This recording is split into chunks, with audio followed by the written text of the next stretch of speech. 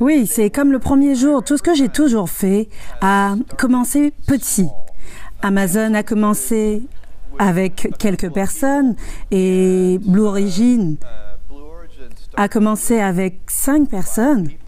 Et le budget de Blue Origin était minuscule. Aujourd'hui, le budget de Blue Origin approche $1 milliard par an. L'année prochaine, ce sera plus d'$1 milliard. Amazon, aujourd'hui, embauche 1,5 million de personnes. Mais vous savez, pour vous, c'est difficile de vous souvenir de ces débuts. Mais pour moi, c'est comme si c'était hier. Je conduisais moi-même les colis à la poste, en espérant qu'un jour, nous pourrions nous permettre un chariot élévateur. Pour moi, j'ai vu de petites choses devenir grandes. Et cela fait partie de la mentalité du premier jour. J'aime traiter les choses comme si elles étaient petites. Amazon, même si c'est une grande entreprise, je veux continuer à la considérer avec le cœur et l'esprit d'une petite entreprise. Vous cherchez des conseils pour réussir, vous voulez tout simplement de la motivation pour pouvoir atteindre vos objectifs de vie et croire en vous. Si c'est le cas, vous êtes au bon endroit. Salut à tous, c'est Mélissa de Miss Imparfaite. Je suis la boule d'énergie qui va vous donner de la motivation pour pouvoir atteindre vos objectifs de vie et croire en vous. Si vous êtes dans l'une des 3 situations suivantes, cette vidéo, elle va clairement vous parler. Vous faites peut-être un job actuellement que vous détestez profondément, au point où ça vous hérisse le poil, rien qu'à l'idée de penser à vous rendre sur votre lieu de travail. Vous faites aussi peut-être actuellement un métier qui vous indiffère totalement, où vous voyez les jours et les heures passer et vous vous dites mais comment est-ce que je vais faire pour continuer comme ça jusqu'à la fin de ma vie?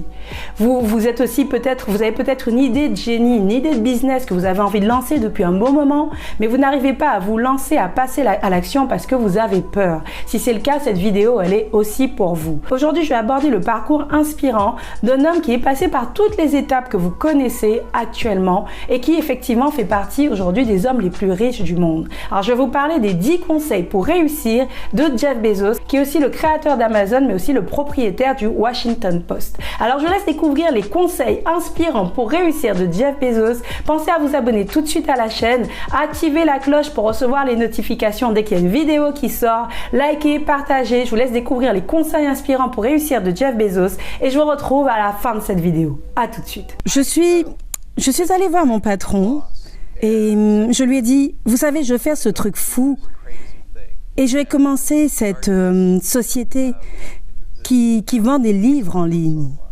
Et c'est quelque chose dont je lui avais déjà parlé dans un contexte plus général. Il m'a dit, allons marcher. Nous sommes allés marcher pendant 2 heures à Central Park, dans la ville de New York. Et sa conclusion de cet échange était ça. Il m'a dit, vous savez, ça me semble être une superbe idée. Mais il me semble que ce serait une meilleure idée pour quelqu'un qui n'a pas déjà un bon travail. Il m'a convaincu d'y réfléchir pendant 48 heures avant de prendre ma décision. Du coup, je suis partie et j'ai essayé de trouver le meilleur angle au travers duquel je pourrais prendre ce type de grosse décision. J'avais déjà abordé ce sujet avec ma femme et elle me soutenait énormément. Elle m'avait dit, tu peux compter sur moi à 100%, peu importe ce que tu décides de faire. Elle s'était mariée avec ce genre de gars très, très stable, avec un chemin de carrière stable. Et d'un coup, ce gars voulait faire cette chose complètement folle.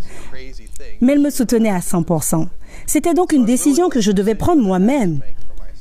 L'angle que j'ai trouvé pour prendre cette décision a fait paraître les choses comme une évidence tellement simple. Je l'ai intitulé de la manière dont seul un geek pourrait l'appeler. Un angle de minimisation des regrets. J'ai voulu me projeter à l'âge de 80 ans, ok? À partir de ce point-là, je regarderai ma vie en arrière. Je voulais réduire drastiquement le nombre de regrets que j'aurais. Ce que j'ai appris, c'est que quand j'aurai 80 ans, je n'allais pas regretter d'avoir essayé ça. Je n'allais pas regretter ne serait-ce que d'avoir tenté d'essayer de participer à cette expérience appelée Internet, qui je savais allait être énorme. Je savais que j'échouais, je ne le regretterais pas. Mais je savais que la seule chose que je pourrais regretter, c'était de ne pas avoir essayé. Je savais que cela me hanterait tous les jours. Du coup, quand j'ai vu les choses sous cet angle, ce fut une décision incroyablement facile. Je pense que si vous vous projetez à l'âge de 80 ans et que vous vous dites « qu'est-ce que je me dirais à cet âge ?» cela vous éloignera de la confusion de l'instant présent. Je suis partie de cette entreprise de Wall Street au milieu de l'année. Et quand vous partez à cette période de l'année, vous dites adieu à votre bonus annuel. C'est le genre de choses qui, dans une vision à court terme, peut vous perturber. Mais si vous pensez à long terme, alors vous pouvez prendre des décisions de vie cruciales que vous ne regretterez pas plus tard. La plupart des regrets sont dus à des actions que vous n'avez pas faites, mais pas à des actions que vous avez faites.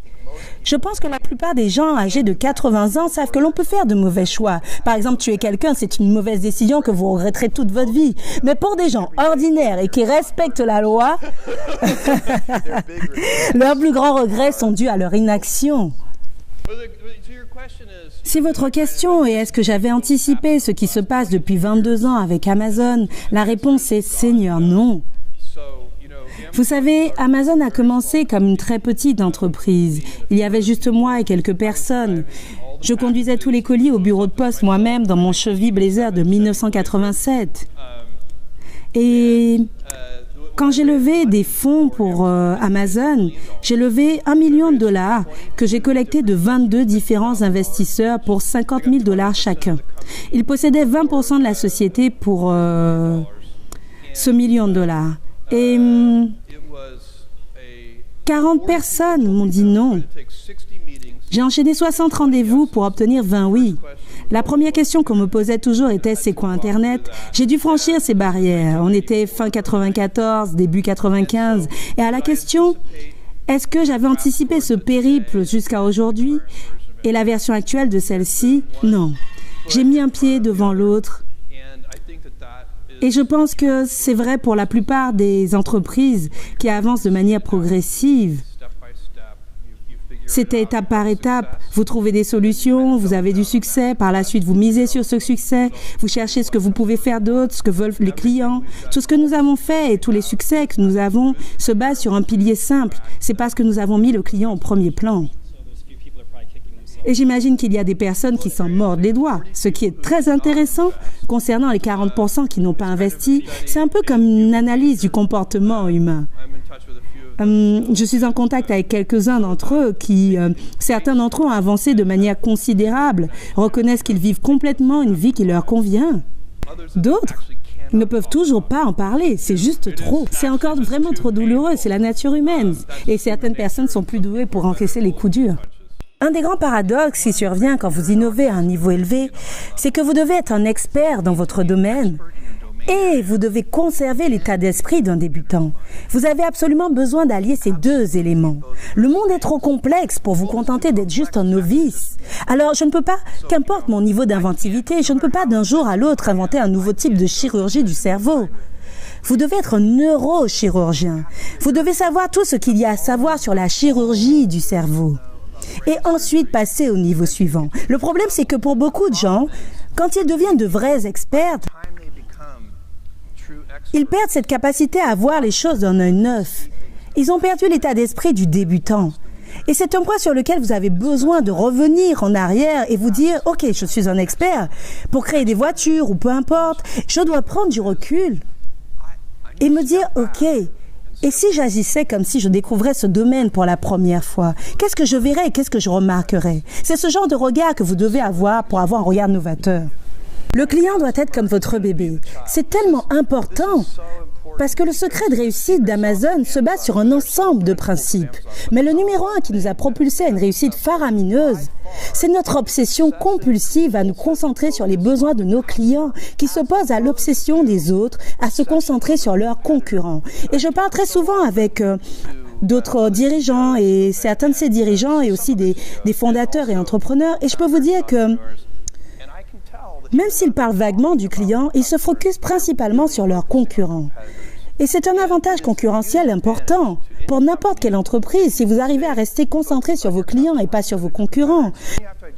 Mais pour cela, vous devez identifier qui est votre client. Pour le Washington Post, par exemple, est-ce que le client est celui qui nous achète des encarts publicitaires? Non, le client, c'est le lecteur. À l'école, qui sont les clients?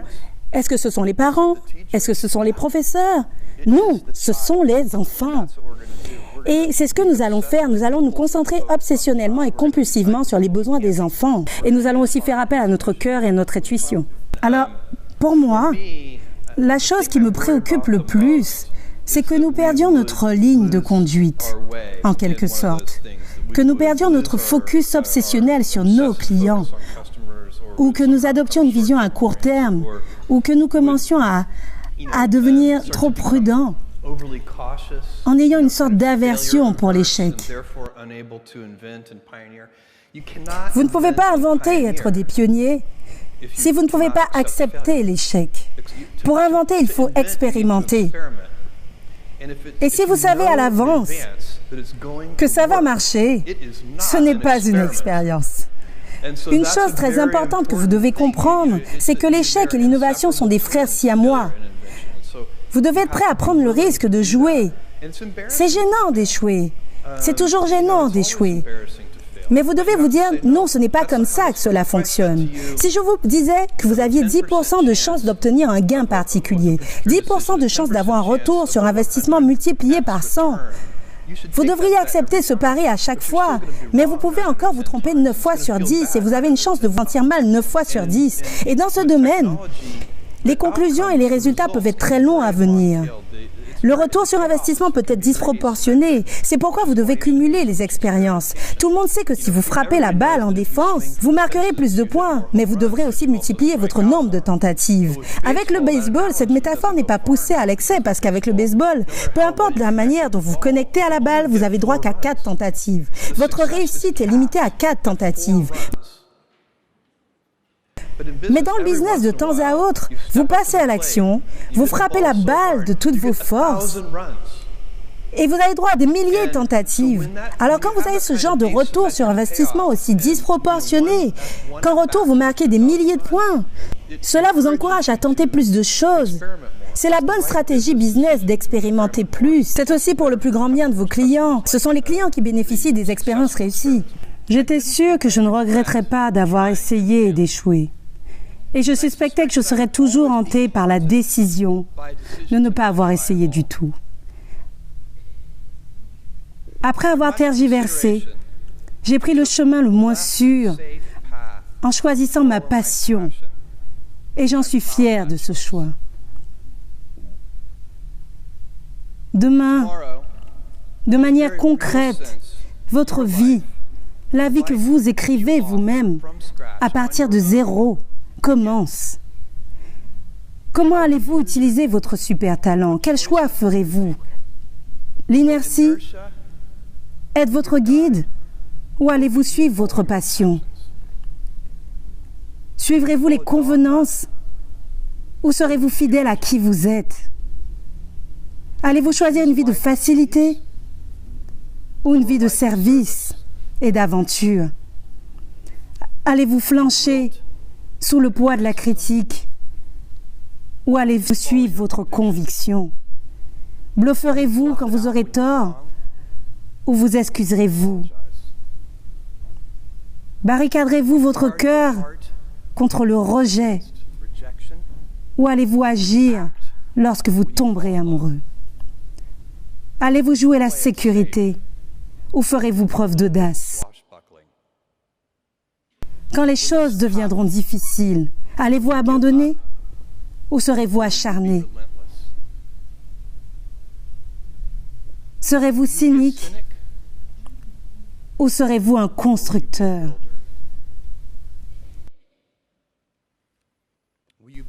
Allez-vous jouer au plus malin et écraser les autres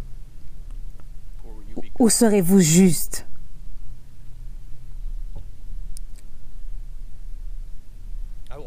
Je vais oser vous faire une prédiction. Quand vous aurez 80 ans, et dans un moment de calme et de réflexion, vous serez en train de vous remémorer la version la plus personnelle de votre histoire, le récit qui sera le plus impactant et le plus significatif sera la série de choix que vous avez faits. Au bout du compte, nous sommes nos choix. Construisez-vous une belle histoire. Ne courez jamais après les choses qui brillent, peu importe ce que c'est. C'est comme si vous tentez d'attraper une vague. Vous ne l'attraperez jamais. Vous devez vous positionner et attendre l'arrivée de la vague. Et la bonne méthode pour y arriver, c'est en choisissant de faire quelque chose qui vous passionne. Ça, c'est mon premier conseil que je donnerais à quelqu'un qui veut monter son entreprise ou démarrer une nouvelle entreprise à l'intérieur d'une plus grande entreprise.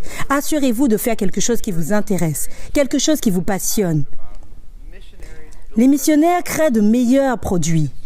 Et donc je prendrai un missionnaire au détriment d'un mercenaire. Les mercenaires veulent retourner l'entreprise et juste devenir riches. Les missionnaires veulent construire un excellent produit ou service. Et vous savez, un de ces grands paradoxes, c'est généralement que les missionnaires sont ceux qui finissent par gagner plus d'argent à tous les coups. C'est donc mon premier conseil. Choisissez quelque chose qui vous passionne. Et le second conseil, c'est commencer par les clients. Commencez par le bout de la chaîne. Ces deux choses, la passion et l'orientation client, vous garantiront une certaine longévité. Je pense que le stress peut... Une des choses qui est très importante à souligner à propos du stress, c'est que le stress vient principalement du fait de ne pas passer à l'action au sujet de quelque chose sur lequel vous êtes censé avoir un certain contrôle. Alors, si je trouve que quelque chose en particulier est en train de me générer du stress, c'est une sorte de drapeau d'avertissement pour moi. Ce qui veut dire qu'il y a quelque chose que je n'ai pas complètement identifié, peut-être dans mon esprit conscient, qui me dérange, et sur lequel je n'ai posé aucune action. Et je me suis rendu compte que dès que j'ai identifié la source et que je passe le premier appel téléphonique ou que j'envoie le premier mail ou quoi que ce soit que je fasse qui commence à remédier à cette situation, même si ce n'est pas résolu, le simple fait que j'y réponde réduit considérablement le stress qui pourrait en découler. Alors le stress vient du fait que vous ignoriez des choses que vous ne devriez pas ignorer. Je pense que c'est ça en grande partie. Eh bien, je pense que, tu sais, il y a beaucoup d'entrepreneurs et de gens qui poursuivent leurs rêves et leurs passions, et tu as toujours tout l'intérêt de faire avancer les choses. C'est que vous vous heurtez à des problèmes, vous faites face à des échecs, et quand les choses ne fonctionnent pas, vous devez prendre du recul, réessayer encore. Et à chacun de ces moments, quand vous avez une galère et que vous prenez du recul et que vous essayez de nouveau, vous faites preuve de débrouillardise. Vous faites preuve d'autonomie et vous essayez de vous frayer votre chemin hors de la boîte. Et j'ai des tonnes d'exemples sur Amazon où nous avons dû nous démener et nous avons échoué un nombre de fois incalculable. Je peux vous donner un exemple. Il y a plusieurs années maintenant, nous voulions une sorte d'entreprise de vente avec des tierces parce que nous voulions ajouter une sélection de produits au magasin. Et nous avons commencé les enchères Amazon. Personne n'est venu. Je crois que notre mère est la seule personne qui a acheté quelque chose. Nous avons ouvert ce magasin appelé Magasin Z. C'était un principe d'enchère à prix fixe. Encore une fois, personne n'est venu. Et puis finalement, à chacun de ces échecs, au fur et à mesure des années, nous avons essayé d'inventer de nouvelles choses. Et nous sommes enfin parvenus à réaliser cette idée de mettre la sélection tierce sur la même page de détail avec les produits de la même famille. Nous avions notre propre stock de vente au détail. Nous l'avons appelé le marketplace et ça a marché de suite. Et cette ingéniosité de tester de nouvelles choses, en essayant de comprendre ce que les clients veulent vraiment, oui, ça porte ses fruits. Vous savez, vous avez un certain type d'atout dans la vie dont vous devez prendre possession. Mais mon avis sur l'adversité et la réussite serait, ne soyez pas fiers de vos talents, mais de votre travail acharné et de vos choix. Vous pouvez avoir un certain type de talent ou vous pouvez être bon en maths et cela semble super simple pour vous, ce type de talent. Mais pratiquer les maths et travailler dessus pour passer au niveau supérieur, cela pourrait être challengeant et difficile. Et vous coûtez la sueur de votre front. Et c'est un choix. Vous ne pouvez pas vraiment être fier de vos talents parce qu'ils vous ont été donnés, c'est inné. Vous pouvez avoir de la gratitude pour cela, être reconnaissant pour cela. Mais vos choix, par contre, vous choisissez de travailler dur. Vous choisissez de faire des choses difficiles. Ce sont nos choix dont nous pouvons être fiers.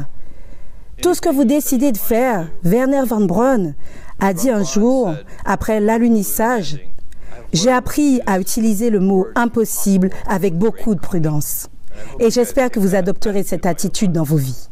J'espère en tout cas que cette vidéo vous a plu et que les conseils pour réussir de Jeff Bezos vous ont inspiré et motivé.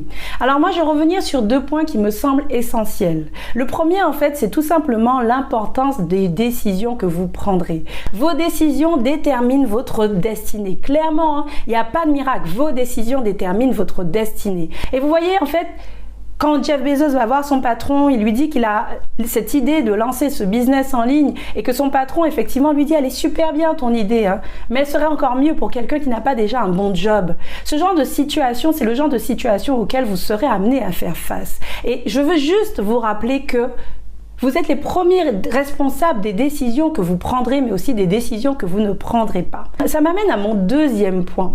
Le deuxième point, en fait, c'est tout simplement que vous ne pouvez pas en fait évoluer en laissant votre entourage décider pour vous, décider à votre place. Parce que c'est vous qui en subirez les conséquences. Je veux juste vous rappeler une chose, le courage demande de prendre des décisions pour que ces vertus opèrent. Alors prenez des décisions, mais surtout prenez vos décisions. En tout cas, j'espère que cette vidéo vous a plu. Si c'est le cas, n'hésitez pas à liker, à partager, à me laisser des commentaires.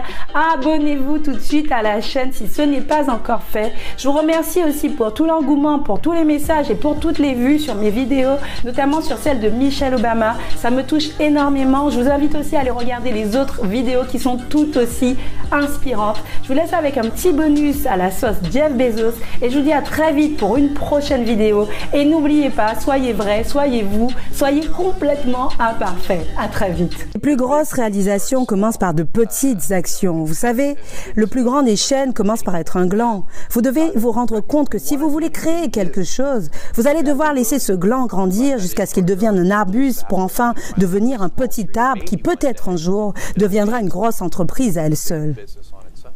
En réalité, une des devises d'un de vos projets, et pardonnez-moi d'avance ma prononciation du latin, Gradatim Ferociter. Qu'est-ce que cela signifie pour vous? Cela veut dire étape par étape avec férocité. Et c'est la devise de Blue Origin. Et fondamentalement, vous ne pouvez pas sauter des étapes. Vous devez mettre un pied devant l'autre. Les choses prennent du temps. Il n'y a pas de raccourci. Et vous devez franchir ces étapes avec passion et férocité.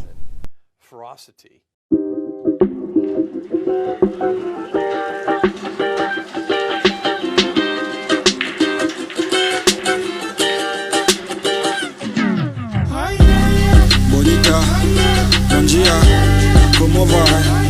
Venga, venga. Bonita, Nanjia, ¿cómo va? Venga, venga.